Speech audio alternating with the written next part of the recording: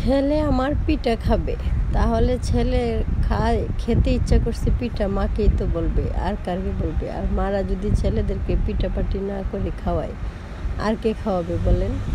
দেশের থেকে দিয়েছিল নারকেলগুলা, ফ্রিজে রাখছিলাম, কুড়ায় ফ্রিজে রাখার পরে এখন ছেলে বলতেছে আম্মু আমি নারকেল পিঠা খাবো। তাই ফ্রিজিং নারকেলগুলো বের করে এই যে একটু গুড় দিয়ে ভাজা ভাজা করে নিলাম, ভাজা ভাজা করে নিয়ে একটু তিল আবার ভেজে নিয়েছিলাম। এই তিলটা দিয়ে পিঠাটা তৈরি করলে অনেক ভালো লাগে। তিলটা ভেজে বেটে আমি এই যে দেখেন নারকেলের সাথে দিয়ে দিলাম। এটা একটা নারকেলের ঘ্রাণ আসে, আবার তিলের ঘ্রাণ আসে, এটা অনেক ভালো লাগে।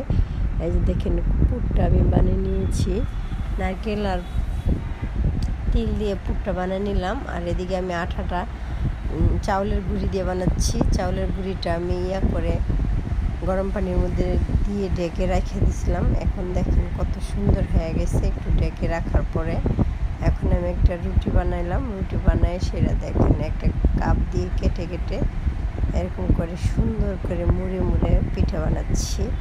ছেলে তো দেখে আমার খুবই খুশি, বলতেছে আম্মু আমি তো এই পিঠাই খেতে চেয়েছিলাম, তুমি আমাকে এই পিঠাই দাও। আমি বলছি হ্যাঁ বাবা, আমি তো জানি তুমি এই পিঠা খেয়ে চেয়েছিলে, আমি বানিয়ে দিচ্ছি। তো এই যে দেখেন কি সুন্দর করে বসে আছে, পিঠা খাবে, মাশাআল্লাহ মজা করে খাচ্ছে। আমিও খুশি।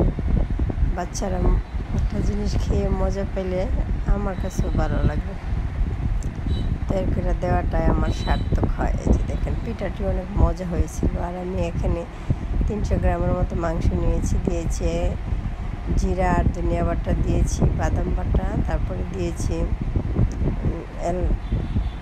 আদা আর রসুন বাটা, পেঁয়াজ কুচি, এলাচি, দারচিনি সব কিছু আমি অ্যাড করতেছি। এখানে দিয়ে দিলাম হলুদের ফাঁকি, লবণ, তারপরে দিয়ে দিচ্ছি মরিচের ফাঁকি। একটু ঝাল ঝাল করে ফাঁক করবো, তাই একটু জালের হারটা বেশি হয়েছে।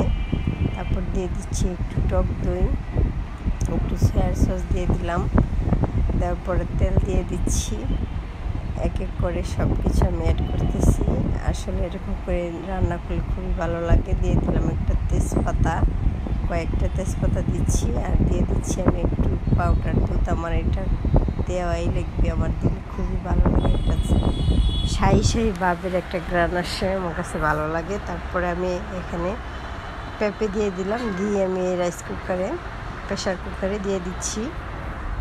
একবারে আমি সব একসাথে ঢেলে দিয়ে আমি পানি দিয়ে একসাথে বসাই দিব, কারণ এটা আর আমি 2বার পানি দিব না। এই পানিটা দিয়ে একেবারে সিদ্ধ হয়ে সুন্দর হয়ে যাবে। এই যে দেখেন কত সুন্দর হয়ে গেছে। কিন্তু আমি পেঁপেটাকে আরেকটু গলাবো, সেই জন্য আমি আরেকটু জাল করতেছি।